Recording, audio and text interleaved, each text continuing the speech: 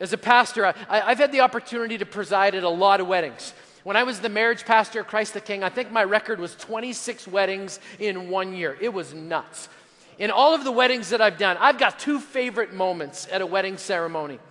The first one is the wedding vows. I just love it when a bride and groom look to each other and give themselves away in a covenant promise.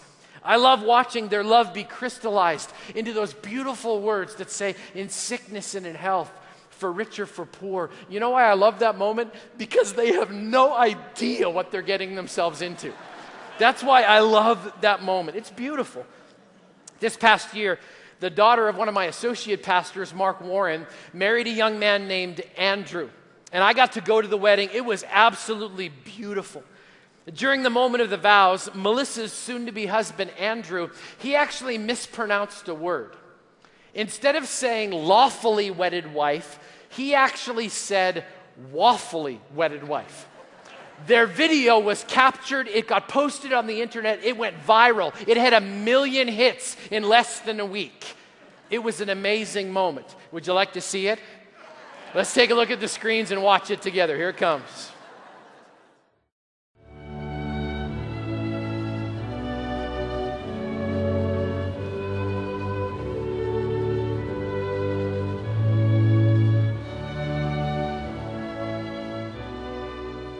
Andrew placed the ring on Melissa's hand and repeat after me.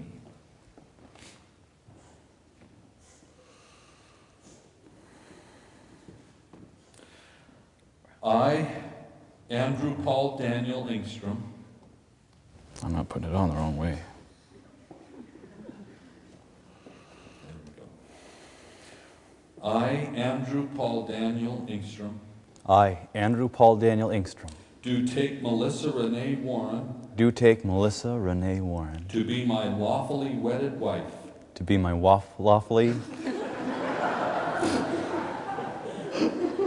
and pancakey.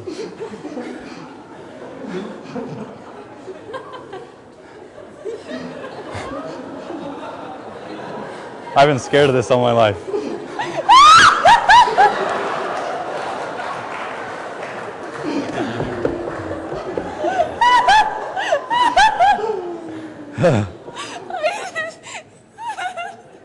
Just give her a second.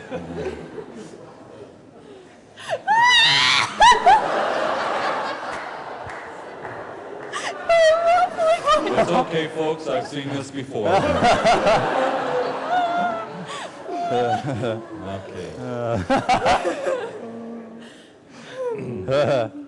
I, Andrew Paul Daniel.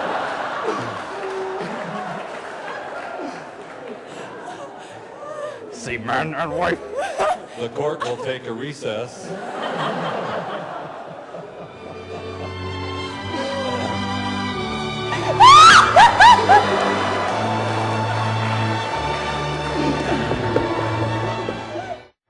Awesome. It went on forever. I mean, it just kept going and going. And finally, after the laughter went away, all of the love and the joy in that room focused back in on this beautiful young couple giving themselves away to each other. Now, I said I had two favorite moments. One's the wedding vows. I love it. But my favorite moment of a wedding actually happens a little earlier in the ceremony. The bridal party enters, the music plays, the congregation stands, and the bride and her dad walk in together. And when she gets to the end of the aisle, I get to ask the dad a question. The question is, who gives this woman to be married to this man? And I love the moment because of what happens to the dad in that second.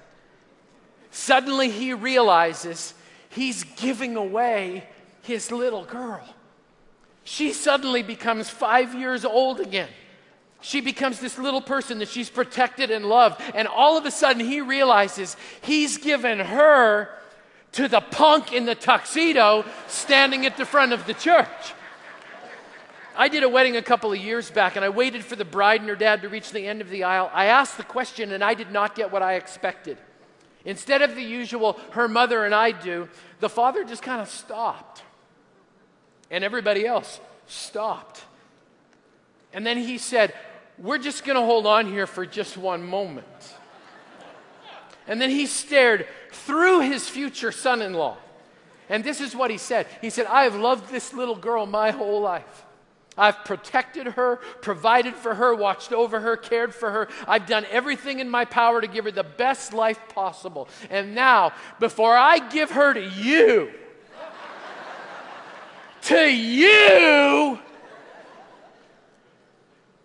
I just need to know whether you'll do the same thing. I was a puddle. I am practicing that speech for my daughter's wedding. I'm going to be completely prepared. I love that dad, because the dad gave his daughter away, and the daughter gave herself to her husband, and the husband gives his heart away to his wife, and God's in the middle of it going, this is awesome. Well, as we individually stand on the edge of the rest of our lives, my question still stands from the beginning. Who or what will get the best of you this coming year?